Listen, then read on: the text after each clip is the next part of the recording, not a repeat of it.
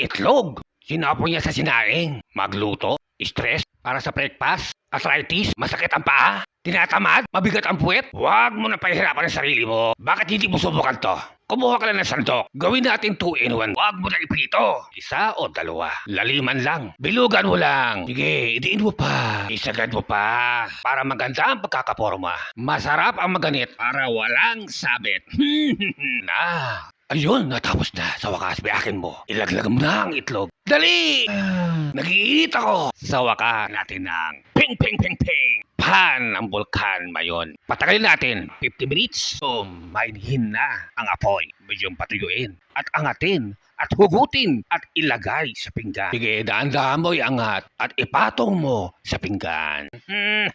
Ayan na, dalawa na yan, di ba? Napakaganda, o, di ba? Sangka pa. Okay na yan. Ayan, ang sarap niya, di ba? Ako mapakakita ng ganyan. 2-in-1 na yan, oh. Yummy! Wow! Yan ang design sa gitna para may hotdog ka na, may itlog ka pa. Sangka pa.